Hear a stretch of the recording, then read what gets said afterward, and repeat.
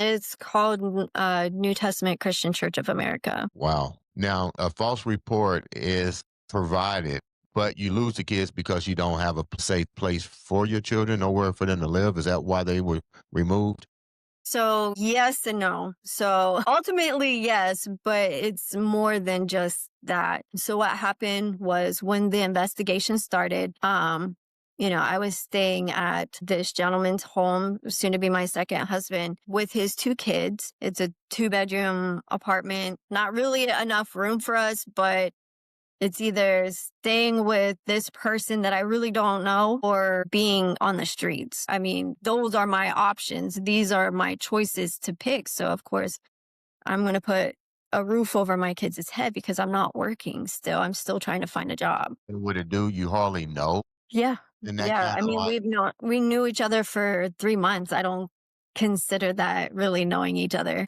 yeah, but isn't that kind of dangerous to put your kids in that situation? Well, I mean, what's more dangerous, living on the streets with a 1, 3, and 8-year-old, or Did he put you out already? the house was already in foreclosure. It was being auctioned. So I had to vacate the house.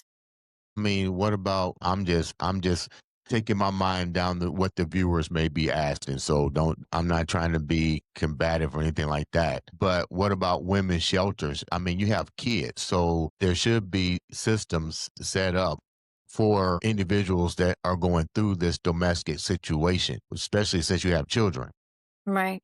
No, I asked CPS to help me. Can you give me a roof over my head? Help me, give me resources. And at that time, they just didn't have any resources. They would rather break up a family than to help me put a roof over our head. I was willing to do that. I wanted to do whatever it took to keep my kids, but they were so gung ho on splitting us up than to really find a solution, help me with the solution. Do you have a restraining order against your husband that you filed that you told him you were getting a divorce? Yes, yes, I did. And because of that, I'm catching everybody up to speed. And then he decided not to pay the mortgage on the house. Right. But that has to, in order to do a foreclosure or whatever, I don't know how that stuff works. That takes quite some time. So what were you doing in between that, knowing that, you know, um, he's not gonna pay the rent. Now you do have to go out and get a job. So I Right. mean, I'm just asking because I'm thinking what the viewers may be asking. It takes a while for foreclosures to go into place, is what I mean. So if you filed a restraining order and you know he was going to be passive aggressive and not pay the bills and whatever, I mean, could you not get a job because the community is so tight knit with the church organizations that because you became excommunicated, it just mean don't even give you a job? Is that how the community is that you was living in? No, no. What happened was I wasn't working. I hadn't worked for 8 years. And so I was applying for jobs. I was taking odds and ends jobs that were temps and so on and so forth, but that was enough to just really, because I had to pay daycare, right? Because I couldn't get any resources from the state because I was still legally married, so it So everything was disqualified based on me. his income. See, Yep.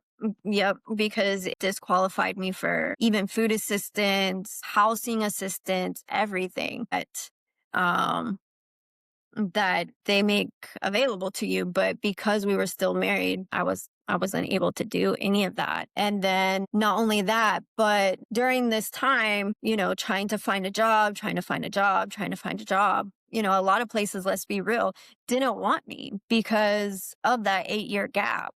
They didn't want to risk it, and they ask you, well, why is there this 8-year gap? And, you have to be honest. You have to tell them, well, I was married and, I stayed home with and raised children.